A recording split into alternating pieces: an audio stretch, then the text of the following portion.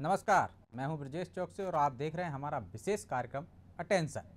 NDA के खिलाफ एकजुट हो रहे विपक्ष की चुनौती के बीच भाजपा 50% वोट शेयर तक पहुंचने की तैयारी में है, ताकि वह 2024 के लोकसभा के साथ ही अगले कई विधानसभा चुनावों तक अजेय हो सके, जिसके लिए पीएम मोदी भोपाल में आयोजित गौरव दिवस पर बीजेपी नेताओं के कानों में मंत्र भी फूंक गए और मोदी के इस मंत्र पर मध्य प्रदेश भाजपा ने मिशन 2023 के लिहाज से अमल करना भी शुरू कर दिया है। बीजेपी 25 और 26 नवंबर को बड़ी बैठक करने जा रही है, जिसमें पीएम मोदी की तरफ से दिए गए आदिवासी मंत्र पर खास तौर पर मंथन किया जाएगा। वहीं पीएम मोदी के मिशन को आगे बढ़ाने में खुद सीएम शिवराज भी लगे हुए हैं। सीएम शिवराज प्रदेश व्यापी दौरे पर करेंगे। उनका फोकस आदिवासी नायकों के क्षेत्रों में रहेगा, जिसकी शुरुआत टंटिया भील की जन्मस्थली पाताल पानी से होगी। वहीं दूसरी तरफ 24 नवंबर को भोपाल में कमलनाथ ने भी अनुसूचित जनजाति पदाधिकारियों और विधायकों की बड़ी बैठक बुलाई है। मतलब साफ है, मध्य प्रदेश में सत्ता की चाबी माने जाने वाले आदिवासी मतदाताओं को लुभाने के लिए सत्ताधारी भाजपा और विपक्षी कांग्रेस दोनों ही पार्टियां जोर लगा रही हैं। अटेंशन में आज हम इसी विषय पर चर्चा करेंगे, लेकिन इससे पहले देखिए हमारी ये खास रिपोर्ट।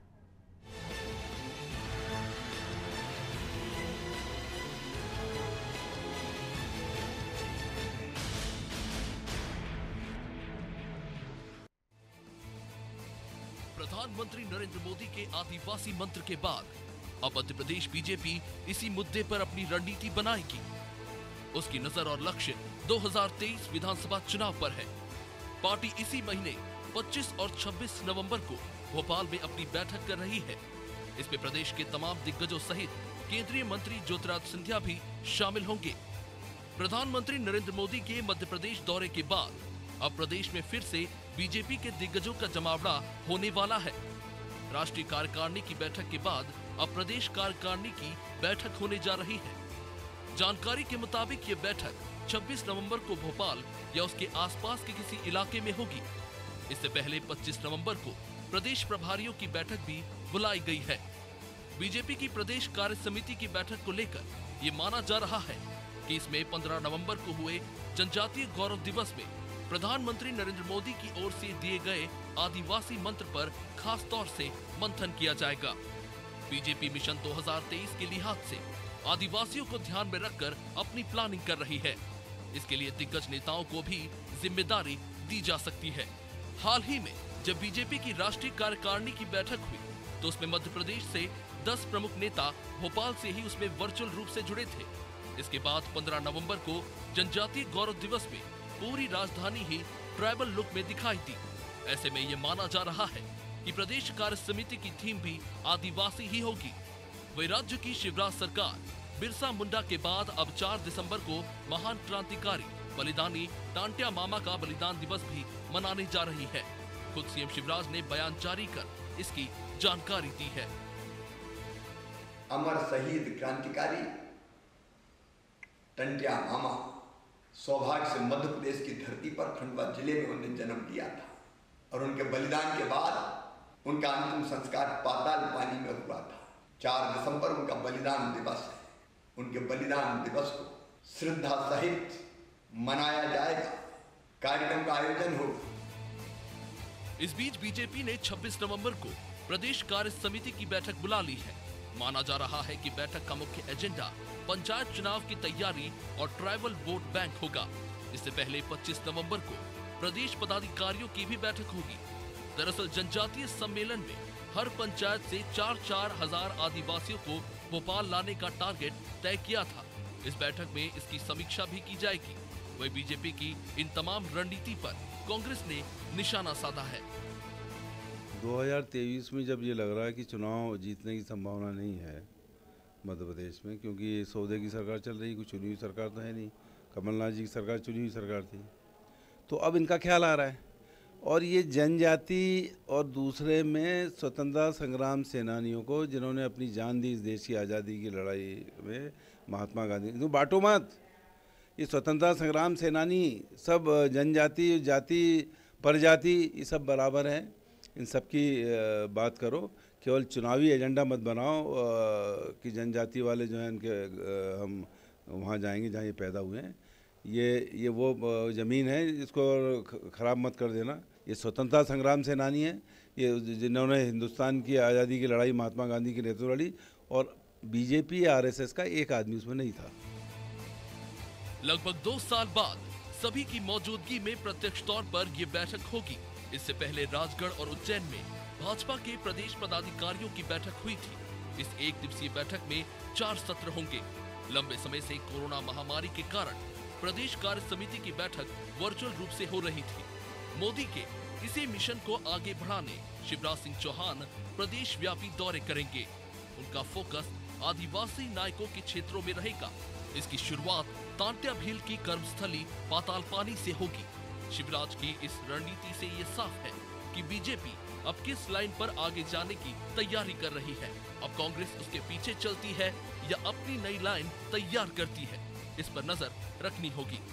ब्यूरो रिपोर्ट, अनादि टीवी।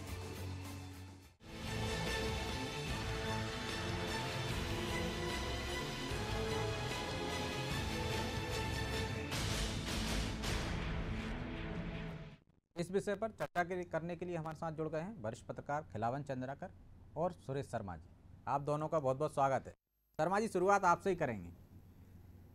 अभी एक ही मंत्र चल रहा है, मोदी जी जो मंत्र फूंक कर गए हैं वही कमलनाथ फूंकने वाले हैं, मतलब आदिवासी मंत्र।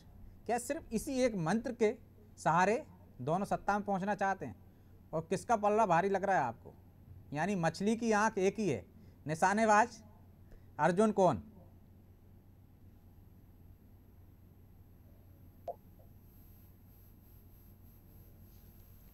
शर्मा जी, जी आवाज आ रही है? जी अब आई है शर्मा जी आपकी आवाज जी।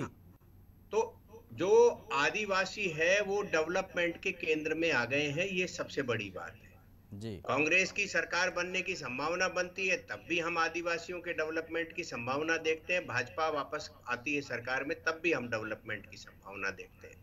तो हमें तो सबसे ज्यादा प्रसन्नता इस बात को लेकर के है कि आदिवासी जो है वो जो बरसों से उपेक्षित था और डेवलपमेंट की जो लाइट है, चांदना है, उसको नहीं देख पा रहा था, उसके लिए रास्ते खुल रहे हैं। अब आती है बात नरेंद्र मोदी जी के मंत्र की। तो नेचुरली लोकसभा विधानसभा के चुनाव में कांग्रेस को आदिवासी सीटें ज्यादा मिली थी, भाजपा को कम मिली थी, और जो डिफरेंस है वही डिफरेंस सत्ता के करीब कांग्रेस को पहुंचा गया था। तो भाजपा का स्वाभाविक जो है दायित्व बनता है कि यदि 2018 जैसी स्थिति निर्मित न हो और 2018 के पहले जो 13 में स्थिति बनी थी वैसी स्थिति यदि उनकी बनती है तो उनकी सरकार में वापसी की संभावनाएं बढ़ जाती है। ये तो हो गया पॉलिटिकल मामला। ठीक है। अब ये है कि भाई कांग्रेस को राजनीतिक पार्टी उसको भी अधिकार है, भाजपा राजनीतिक पार्टी उसको भी अधिकार है अपने अपने वोट बैंक को बढ़ाने का। लेकिन मैं ये कहूंगा कि कांग्रेस 2018 में जो वोट उसके बढ़े थे यानी सीटें ज्यादा आई थी वो कांग्रेस के और कमलनाथ के प्रभाव से नहीं आई। वो मैं बार बार आपके चैनल पर बोल चुका हूं और भी मैंने कई जगह बोला है कि जयेश के साथ गठबंधन का कांग्रेस को लाभ मिला था और जयेश जो है वो धोखा खा करके आज अपमानित सा महसूस कर रही है क्योंकि जयेश के व्यक्ति को जो है मंत्री नहीं बनाया गया। आप देखिए भाजपा केंद्र में है और उस केंद्र की सरकार में जो जो सहयोगी दल हैं राजग के, उनके कम सांसदों विधायकों को भी मंत्री बनाया गया है। तो ऐसे में कांग्रेस का एक आदिवासी विधायक यदि कांग्रेस की उस सरकार में मंत्री बन जाता जयेश का हीरालाल अलावा, तो उससे ये संदेश जाता कि केवल इनके वोट कबाड़ने के लिए कमलनाथ और कांग्रेस की मानसिकता नहीं थी, इनकी मानसिकता जो है आदिवासी समुदाय को कुछ लाभ देने की थी। वो मैसेज नहीं गया और परिणाम ये निकला कि जो विधानसभा के उपचुनाव 4 हुए हैं उन 4 में आदिवासी जो महत्वपूर्ण जो वोट है वो कांग्रेस अब खो चुकी है, जो कि कांग्रेस की परंपरागत सीट थी। पृथ्वीपुर के आदिवासियों ने जो है भाजपा को वोट दिया है, जो परंपरागत सीट थी वो खो दी गई है। ठीक है कि एक परंपरागत सीट कांग्रेस ने जीती लेकिन वो आदिवासियों के कारण नहीं जीती और जो है कांग्रेस की योग्यता के कारण जीती होगी। मैं क्यों मना करूंगा उसको, मुझे कोई फायदा नहीं है इससे। आदिवासी अंचल का जो मतदाता था नंदू भैया वाली लोकसभा सीट का, खंडवा लोकसभा सीट का, उसने भी भाजपा के समर्थन में वोट दिया। तो एक स्थानीय प्रभावशाली नेता होने के बावजूद भी राजनारायण सिंह पुरनी साहब चुनाव हार गए। तो कुल मिलाकर के ये कहा जा सकता है कि आदिवासियों के अंदर वापसी की स्थिति में भाजपा जो है आई है। कांग्रेस के एफर्ट्स जो हैं अब बढ़ना चाहिए। यदि कांग्रेस को वापसी करना है या कांग्रेस को जो है ताकतवर बनना है, तो उनके एफर्ट्स जो हैं वो कमलनाथ के बंगले से बाहर निकल करके और क्षेत्र में होना चाहिए, क्योंकि कमलनाथ जी दिल्ली से आते हैं, यहाँ जो है अपने नेताओं के बीच में लंबा चौड़ा भाषण झाड़ते हैं और दिल्ली में जाके फिर विश्राम करने लग जाते हैं। इससे किसी भी समुदाय विशेष में या मतदाताओं में असर पड़ेगा, इसकी संभावनाएं आज के राजनीतिक वातावरण में नहीं है, जब देश का प्रधानमंत्री एक एक जगह जा जा करके पॉलिटिकल बात करता है और अपने डेवलपमेंट को गिना रहा है। चलिए खिलावन जी, क्या कमलनाथ जी जिस तरह से दिल्ली और भोपाल में आते जाते रहते हैं, उससे ज़्यादा वो क्षेत्र में निकलेंगे तो असर पड़ेगा? दूसरा, क्या जैस के साथ जो हुआ है, जो शर्मा जी कह रहे हैं कि वो ठगी महसूस कर रहे हैं, तो क्या आदिवासी समझ गया है किस तरफ जाएगा वो? और क्या कांग्रेस ऐसा करे कि उस पर भरोसा कायम करे जिस तरह भाजपा करती दिख रही है, कि यदि थोड़ा सा भरोसा डिगा है तो वो सिर्फ जीतने की कोशिश में लगी है? देखिए ब्रजेश जी, सबसे महत्वपूर्ण बात यही है कि यदि कमलनाथ जी क्षेत्र में निकलेंगे, दिल्ली और भोपाल के बीच ही यदि उनका यात्रा समाप्त हो गया,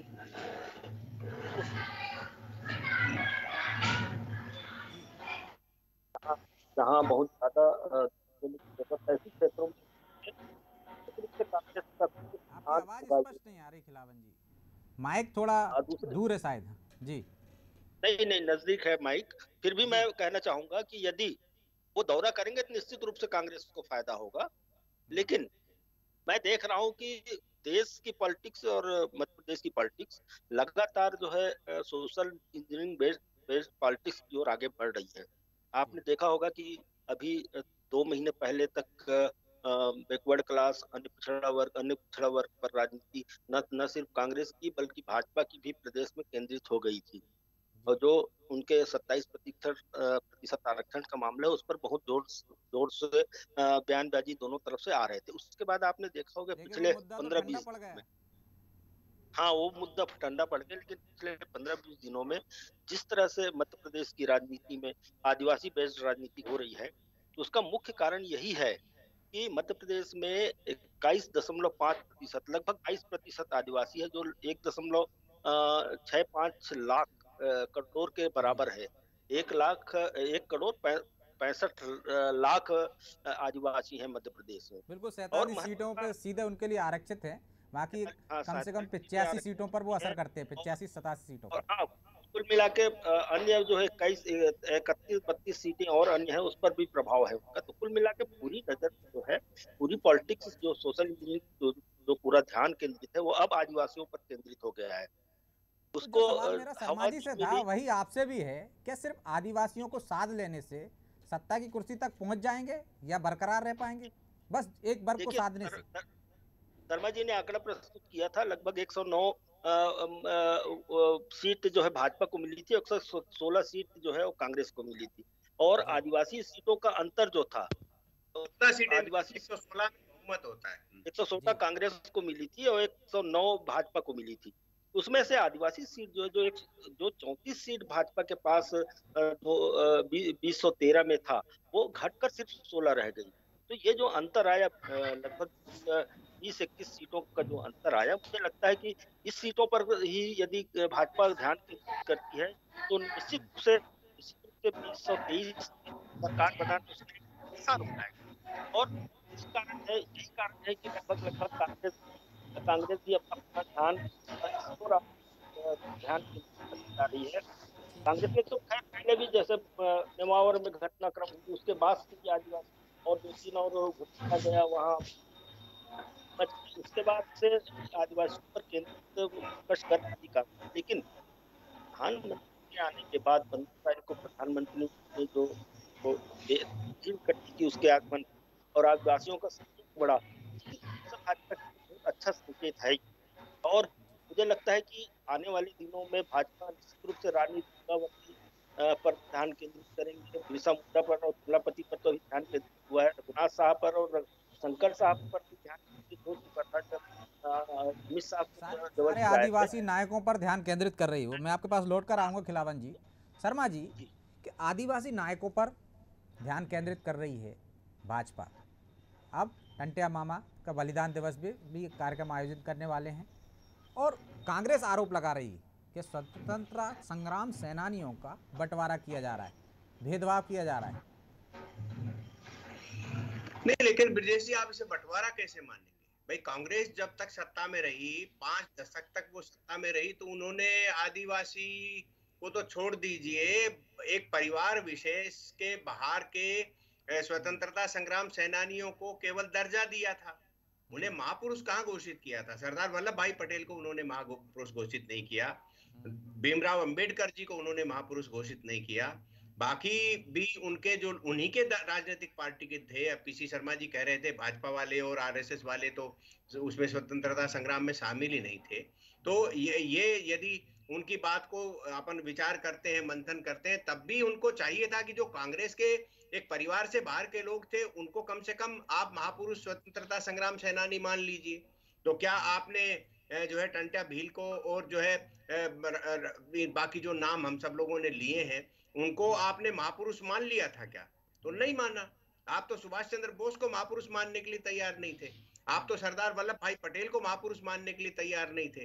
तो अब यदि कोई गैर कांग्रेसी सरकार आई है और इनके परिवार के बाहर के लोगों को महापुरुष सिद्ध करने की कोशिश कर रही, तो इसमें पेट में दर्द का लिए हो रहा है। तो ये सबसे बड़ी चीज ये है कि उनके दफ्तर में भी आप ब्रजेश जी उनके दफ्तर में भी पहुंच गए, आपका बड़ा योगदान है, तो क्या आपका नाम नहीं लिया जाएगा? केवल वही जो 10-12 लोग हैं उन्हीं का नाम लिया जाएगा क्या? तो ये जो है हमें इस बात का ध्यान रखना पड़ेगा कि जो महापुरुष हुए हैं वो महापुरुष हुए हैं, उनका बंटवारा कहाँ हुआ? बंटवारा तो पहले था, अब तो एकीकरण हो रहा है सबका। तो मुझे नहीं लगता कि पीसी शर्मा जी जैसे, वैसे भी पीसी शर्मा जी तो एक टाइप की उनकी लाइन तय रहती है, उस लाइन के बाहर बोलते भी नहीं है वो। तो उनको तो 2-3 बार कमलनाथ का नाम लेना रहता है, 2-3 बार राहुल गांधी और इनका नाम लेना रहना है। तो उन्हें तो अपनी कुर्सी बचाने से मतलब है, उनको इस चीज से थोड़ी मतलब है कि समाज में इसका क्या संदेश जा रहा है और देश के लिए ये फायदे का है या नहीं है। तो इस प्रकार के लोगों की बातों को कोई बहुत सीरियसली थोड़ी लेते हैं लोग। तो इस तरीके से यदि हम ये माने, कांग्रेस की सीढ़ी 17 साल पर अटक गई है शर्मा जी, वो 17 साल का हिसाब मांगते हैं, लेकिन ये नहीं कहते कि हमने तो इतना किया था, आपने 17 साल में क्या किया? नहीं, उनको वो 17 साल का हिसाब बिल्कुल मांगना चाहिए। विपक्ष है, विपक्ष का काम यही है। हम भाजपा को जो है फ्री हैंड थोड़ी छोड़ देंगे कि आपने 17 साल में का हिसाब नहीं देंगे, तो देना चाहिए, मैं इससे सहमत हूँ। लेकिन आप पहले ये तो बताओ ना भैया, किसानों की कर्ज माफी क्यों नहीं करी आपने? आप ये बताइए कि ये कारण है, और आप बता जाओ भाई 17 साल का हिसाब दो। बिल्कुल देना पड़ेगा 17 साल का हिसाब, एक एक बात की जानकारी देना पड़ेगी, क्योंकि अब तो कांग्रेस बमुश्किल से तो हिसाब मांगने की पोजीशन में आई है। अब हम उनको ये रोक दें कि भैया तुम हिसाब मत मांगो, नहीं तो जिंदगी भर, अब मान लो किसी ने जो है वो अखबारों का हिसाब मांग लिया कि वो जब क्यों है जमानत पर, क्यों, तो क्या ये जो परंपरा डलना चाहिए कि नहीं, हिसाब तो देना पड़ेगा। और जब से लोकतंत्र में जब से हम सब लोग सक्रिय होकर के लोकतंत्र को ताकतवर कर रहे हैं, मीडिया के लोग हैं, बाकी आप देखिए ना, न्यायपालिका तो रोज हिसाब मांग रही है, वो तो एक एक फाइल बुला के देख रही है, राफेल कैसे खरीद रहे हो। तो हमने तो पहले कभी नहीं देखा कि कांग्रेस की सरकार में किसी न्यायाधीश ने जो है या चीफ जस्टिस ने जो है फाइल बुला के मांगी हो, क्या कभी कोई जो है फैसला हुआ उसका रिवीजन हुआ हो, हमने तो कभी नहीं देखा। हमने तो ये भी कभी नहीं देखा कि कांग्रेस की सरकार और मीडिया ट्रायल ले रही हो एक एक फैसले के ऊपर कि ये फैसला सही हुआ है या गलत हुआ है। सारी चीजों पर आज जो है नरेंद्र मोदी 2014 में बने हैं। आप तो ब्रजेश जी और हमारे आदरणीय चंद्राकर जी सब लोग पुराने पत्रकार हो, आप सब लोगों ने देखा है कि 2014 के बाद तो एक बार मीडिया समीक्षा करता है दिन में, दूसरे दिन न्यायालय उसकी जानकारी मांगता है, तीसरे दिन विपक्ष के 4-5 लोग जो हैं जिनको बहुत ज्यादा जानकारी है देश की, वो जो है आरोप प्रत्यारोप लगाते हैं। तो ऐसा छन छन के काम हो रहा है, इसमें क्या कमी निकालेगा बाद में कोई चल करके? तो ये है, इसलिए अब जो सामाजिक पॉलिटिक्स वाला मामला आया है, ये सामाजिक पॉलिटिक्स यदि वोट बैंक भर के लिए है और आउटपुट में 0 आता है तो हम उसके पक्ष में नहीं रहेंगे। हम तो उसके पक्ष में रहेंगे कि आप भैया खूब पॉलिटिक्स कर लीजिए, खूब वोट ले लीजिए, लेकिन वो स्तर उठा हुआ दिखना चाहिए जिस स्तर पर आज आप चिंता व्यक्त कर रहे हो। ब्रजेश जी, मैं एक बहुत गंभीर टिप्पणी कर रहा हूं। मैंने अपने कॉलम में लिखा था कि पता सब कुछ है, करना कोई नहीं चाहता। प्रधानमंत्री जी आते हैं, 10 लोगों पर आरोप लगा के चले जाते हैं। भैया सरकार के मालिक हो आप, जिन पर आप आरोप लगा रहे हो वो सीखचों में होना चाहिए, बाहर क्यों दिख रहे हैं? शिवराज जी आरोप लगाते हैं तो सीखचों में डालिए आप जिन पर आरोप लगा रहे हैं, या फिर कह दीजिए कि हमारे आरोप केवल राजनीतिक है, वास्तविकता से कोई लेना देना नहीं है। कमलनाथ जी ने जितने भी मुद्दे उठाए थे चुनाव से पहले, सरकार बनने के बाद में काम नहीं किया। इसका मतलब क्या हुआ? इसका मतलब ये हुआ कि सिकंदर ने पोरस को जीता और जीतने के बाद बंदी बना के ले गया, और बंदी बनाने के बाद जो है उसको दरबार में हाजिर हुआ तो सिकंदर ने पोरस से पूछा, बोल तेरे साथ क्या व्यवहार करना चाहिए? तो उन्होंने कहा जी एक राजा के साथ दूसरा राजा करता वो, पड़ोस की गद्दी पे बैठा लिया। तो ये राजा बनकर के लोकतंत्र में राजा जैसा व्यवहार अपने उन लोगों के खिलाफ नहीं करें जिनके खिलाफ आरोप लगा रहे हैं। ये लोकतंत्र है, ये राजशाही नहीं है। इसलिए जिनके खिलाफ आप आरोप लगा रहे हो उनके मामले न्यायालय में जाना चाहिए। ये मजाक खिलावन जी, देश पता नहीं कर सबको है, सकते। करना ये कोई नहीं चाह रहा है। है। राजा के जैसा व्यवहार हो रहा है, एक राजा दूसरे के सत्ता में उतरने के बावजूद भी, तो आरोप तमाम तरह के लगते हैं। हम तो देख रहे हैं कि अब लोग आरोप ये भी लगाते हैं कि प्रधानमंत्री, देश का प्रधानमंत्री, वो हर भाषण को राजनीतिक भाषण कर देता है। लेकिन आपको नहीं लगता है कि ये सामाजिक, जो शर्मा जी कह रहे हैं, सामाजिक राजनीति चल रही है, उसमें कहीं असल मुद्दे खो गए? महंगाई, बेरोजगारी, वो मुद्दे कहीं है ही नहीं। अब तो समाजों को साधने की कोशिश की जा रही है। देखिए ब्रजेश जी, सोशल इंजीनियरिंग की जो बात मैंने भी कहा, आदरणीय सुरेश जी ने भी उसको उठाया है। सोशल इंजीनियरिंग बहुत बेहद ठीक है, हम मानते हैं बहुत अच्छा है। और विभिन्न वर्गों का जो अभिजात वर्ग है, पिछड़ा है, जो किन्हीं कारणों से विकास की धारा से जुड़ नहीं पाए हैं, ऐसे लोगों तक सरकार की पहुंच या विपक्ष की पहुंच निश्चित रूप से उसके उत्थान के रास्ते तय करेंगे। ये बात मैं जानता हूँ और मानता भी हूँ, और सुरेश जी भी लगभग यही बात कह रहे हैं। जी। महत्वपूर्ण बात यही है कि आने वाले दिनों में जो जो महत्वपूर्ण बात अभी वर्तमान में जो हो रही है, निश्चित रूप से न्यायालय का ध्यान ऐसे मुद्दों पर जा रहा है। आप पर्यावरण के मुद्दे देख लीजिए, चाहे आप मध्याह्न भोजन के मुद्दे देख लीजिए, चाहे आप स्वास्थ्य संबंधी मुद्दे देख लीजिए, बहुत सारे मुद्दों पर सुप्रीम कोर्ट की टिप्पणियां आ रही है लगातार। ये बहुत अच्छा संकेत है। यदि सरकारें काम नहीं करती और लेकिन ये कोर्ट तो सबसे पहले सरकारों को देखना चाहिए था ना, कोर्ट तो बाद में देखता। लेकिन कोर्ट देख रहा है तो ये भी तो गंभीर बात है। आपने भी बहुत लंबे समय तक कांग्रेस की सरकार देखी है, भाजपा की सरकार भी देख रहे हैं। मुझे लगता है कई मुद्दे ऐसे छूट जाते हैं राजनेताओं से, या सत्ता में आने के बाद कई मुद्दों को भुला देते हैं लोग। तो मुझे लगता है कि इन सब बातों पर यदि सुप्रीम कोर्ट स्वयं ध्यान केंद्रित करके सरकार को जगाने का काम कर रही है, तो निश्चित रूप से एक अच्छा संकेत इसको माना जा सकता है। दूसरी बात, पिछले बार आपने सवाल पूछा था जैस को लेकर कि जैस के कारण क्या है। देखिए, मध्य प्रदेश में दो ऐसे आदिवासी संगठन हैं जो मलबा अंचल में जो जैस की सक्रियता है, और जो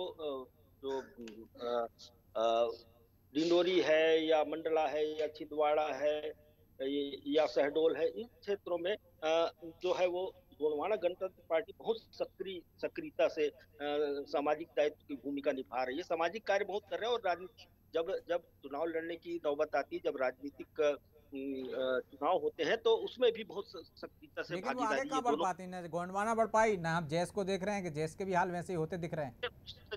निश्चित रूप से गोंडवाना के कई बार रहे, तीन चार विधायक। शर्मा जी, चूंकि समय नहीं है, लेकिन 30 सेकंड में आपसे एक जवाब जानना चाहूंगा कि जो काम सुप्रीम कोर्ट कर रही है, आप भी कह रहे हैं, खिलावन जी भी कह रहे हैं, वो काम विपक्ष को करना चाहिए। आपको लगता है विपक्ष अपनी जिम्मेदारी निभा रही है? नहीं, लेकिन मेरा सवाल है कि सुप्रीम कोर्ट अपने वाला काम कर रही है क्या? जो उसका काम है वो अपना काम नहीं करके सुपर सरकार बनने की कोशिश हो रही है। ये कहीं भी लोकतंत्र के लिए अच्छा नहीं है, और इसका प्रमाण आज स्वयं माननीय सुप्रीम कोर्ट ने दिया है। उन्होंने कहा कि ब्यूरोक्रेसी यदि अपना काम कर लेती तो हमको इतना हस्तक्षेप नहीं करना पड़ता। तो आज सबसे बड़ी टिप्पणी जो है आज की सुप्रीम कोर्ट की, आज की सबसे बड़ी टिप्पणी। इसलिए मैं ये कहूंगा कि सुप्रीम कोर्ट को सुप्रीम कोर्ट का काम करना चाहिए, मीडिया को मीडिया का काम करना चाहिए, सरकार को सरकार का काम करना चाहिए, मीडिया को मीडिया का काम। सबकी सीमत है, लेकिन हमारी भी सीमत है सर जी, और अब समय इजाजत नहीं देता कि हम इस सीमा को लांघें। इसलिए आप दोनों मेहमानों का बहुत बहुत शुक्रिया। तो सुप्रीम कोर्ट जो दखल दे रहा है वो अपने काम को प्राथमिकता दे, लेकिन विपक्षी दल या सरकारों को भी दायित्व है कि राजा का दूसरे राजा के साथ जो बंदी बनाया गया उसके जैसा व्यवहार ना करे। वो यदि आरोप लगा रहे हैं तो उन पर कार्रवाई भी करें। ऐसा नहीं है कि विपक्ष में रहे, आरोप लगाया और सत्ता में आए तो भूल गए। हर बार राजनीति ठीक नहीं है। जब राजनीति करना हो तब राजनीति कीजिए, और जब विकास की बात आए और कार्रवाई की बात आए तब कार्रवाई कीजिए। अटेंशन में आज इतना ही, मुझे दीजिए इजाजत और आप देखते रहिए अनादि टीवी। नमस्कार।